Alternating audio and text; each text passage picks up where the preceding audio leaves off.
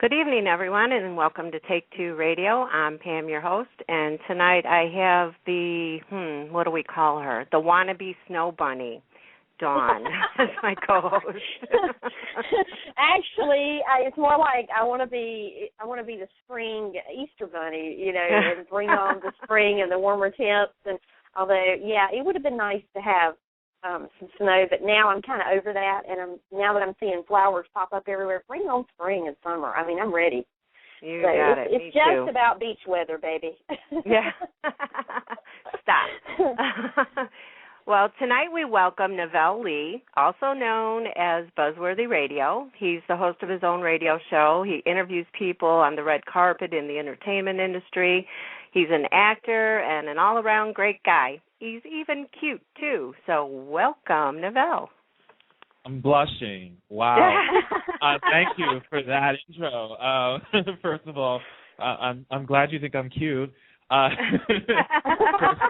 and foremost, that I'm cute. What do you say to that? Except that, thank you. I told you that before when you tweeted out pictures. You just roll with it, Buzz. You just roll with it and keep going. You did, and I honestly can't say I never tire hearing it. So. Right. Well, Buzz, I'm going to top that and say you're quite dashing. How about that? Huh. Ooh, dashing.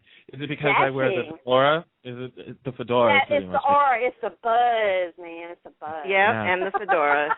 That'll do it.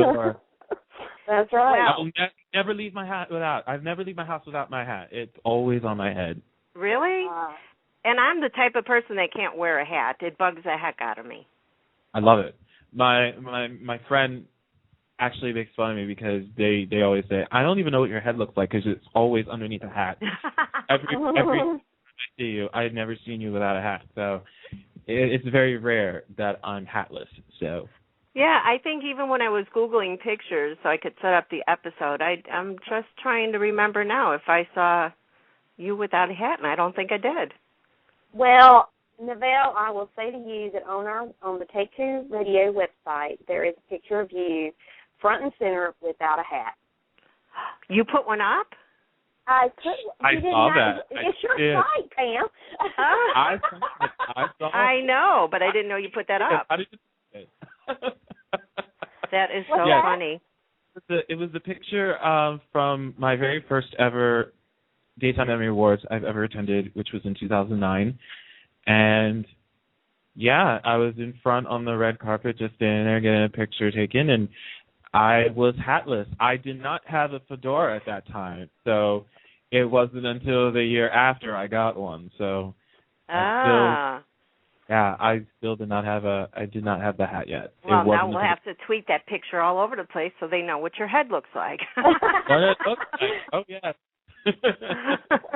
There we go. Yeah, well, not everybody can wear a hat. It's, I think certain people, and I don't know, fedoras are just the epitome of cool, I think it is. I have a big head. That's why it works. Oh, it doesn't look like it. It doesn't look like it, no. Mm-mm. You're sweet. Thank you. Well, you're still cute and dashing, so there. All right. We'll go with that one, too. Absolutely.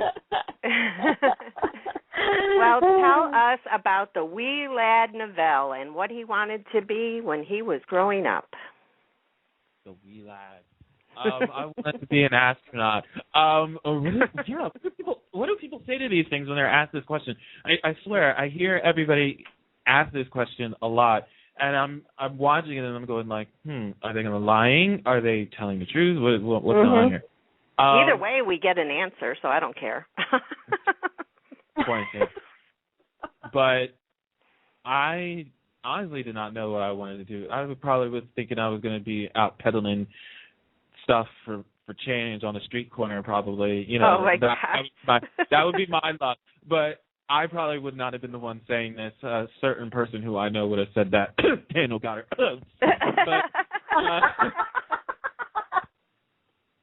But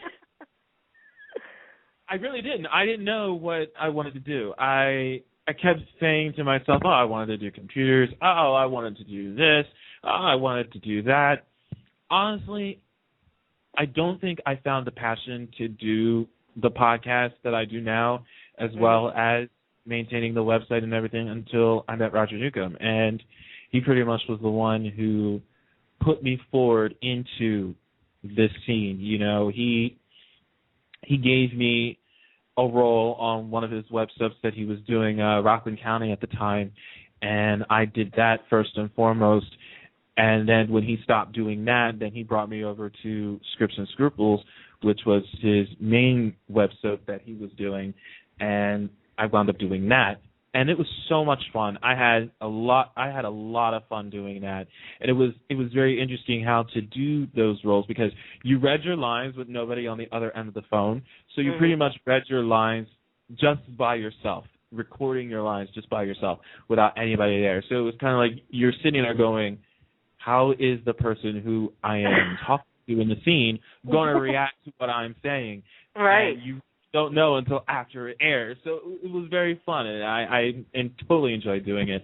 And while I was doing that, it was then when Roger pretty much said to me, you should do a radio show where you're basically talking about soaps. And I was like, really? Me? Doing something like that? I looked at it, and I was just going like, are you sure you're talking to me? Because I honestly could not picture myself doing something like that. First attempt doing it, had no idea what the hell I was doing. None. Yeah. No whatsoever. Simply because I never saw Blog Talk Radio when I first started to attempt to do it. So I tried it in such ways where I could at least attempt to do something, and it just completely died and just went down the toilet. So. Oh no, I can't even imagine. Not at all. It was just like, oh my God, I can't do this, because it's just, you want to do something, but then it's not going the way that you want to have it done, where you just give up. That's pretty much what this was. So then I would say 4 months went by. It was about a good 4 months had gone by. When MySpace was still in and was pretty much the go-to place. Right. I saw a post by somebody saying that they were hosting a show on Blog Talk Radio, and I was like, okay, what's that? I checked it out, pretty much went with it, and I was like, oh, okay, cool. So you can pretty much host your own show on this one. Of course, I did it through my cell phone because I had unlimited talk and text minutes, because I'd advise you, if you didn't have that, don't do it, because you'll have a massive phone bill. You're right. And massive phone bill. But it was interesting with the concept, because you were able to finally find a voice, and I was finally able to do what I initially wanted to do when I first started it. And I hosted a show with Ryan. For those of you who don't know, he runs the TV Source magazine website, and him and I did a show for about a year before we had departed, and I went ahead, and that's when I started Buzzworthy in 2007. And I was able to incorporate a little bit more into this show than I did with the last one, and that was going for guests to appear on the show. And huge turnout when I first started, huge turnout. I never expected this to happen, because I never thought that any of these people would ever want to do a podcast, let alone a podcast with me, somebody who just came into the scene, who's never been in this eye until that time. There's been people that have been in the soap game for years, and here I am just coming into it, and here I am getting all these people showing up. I was flabbergasted. I just was you have just voiced what Dawn and I both feel. I mean, and anybody that does this type of business, we all feel the same way. Like, really? They said yes? When I first started out, I could not believe they said yes. And imagine their surprise, especially my first guest, which was Catherine Hickman, where she was like, people can call in? Oh, gosh, that was amazing. And, I found my passion doing this throughout, which is then where I was like, oh, my gosh, I want this to be my life. I would love this to be my life. I love my business full time. And, it was in that moment going forward where I said, this is exactly what I want to do, and this is where I think I should be. And just from here on out, trying to make it happen, having the website, putting up the content, working with some incredible people. Love Kevin Packey Jr., being able to get in touch with him and you know, having the chance to take Buzzworthy Radio to urradio.com and getting that launched and finally bringing that to the forefront. It's just been absolutely amazing whirlwind of a ride these past 5 years, and I'm enjoying every minute, and I love the fact that I was able to find my passion and my voice now. Better late than never, I should say. But right. Mm-hmm. It's been an incredible thing, and I would not change it for the world, not at all. Well, how did you get from radio to red carpet? Well, I would say the first year I started doing the show, I had a co-host at the time before I went solo who had mentioned they think we should try to get on the red carpet for the Daytime Emmys. I personally was not ready for that. Mm-hmm. This was something that I was not ready for and I was not prepared to do. Because I just started it, I was not in the frame of mind where I felt that this would have been the time to do this. I honestly felt like I shouldn't be doing this. Now let's do it next year. And I did. I looked into it, and when it looked like it wasn't going to be aired on network television, and by network I mean CBS, ABC, and NBC, you know, we didn't know what was going to happen. So then here comes Associated Television, a.k.a. Jim Romanovich, coming in, and they were able to take it, and they were able to get it on the air, at least on the CW, that year in 2009. And being able to get in touch with him and talk to him about what he had wanted to do with the Daytime Emmy Awards, that's one of the things that I think a lot of people who then start getting into this realize is that you're going to start making connections when you're doing this. And that was one of the connections that was made. And I couldn't thank him enough for being able to get put into his orbit. Mm-hmm. And that's pretty much how I got the chance to be able to go onto the red carpet for the first time. Was getting in touch with him was the way it catapulted me to getting out there to Los Angeles on the red carpet for the very first time. Because I will be honest with you, when I first filled out the credential form, I didn't get approved. Oh, no. Oh, wow. I really didn't. And it was the deadline. I was going to be in Los Angeles anyway because it actually fell the weekend of the Y&R fan event that year. So I was already going to Los Angeles no matter what. But it was pretty much the deadline to where the credentials had to be filled out, and then they were going to start sending back the emails of who got approved. And a bunch of us were pretty much going online going like, oh, my God, did you hear? Did you hear? Did you hear? Did you hear?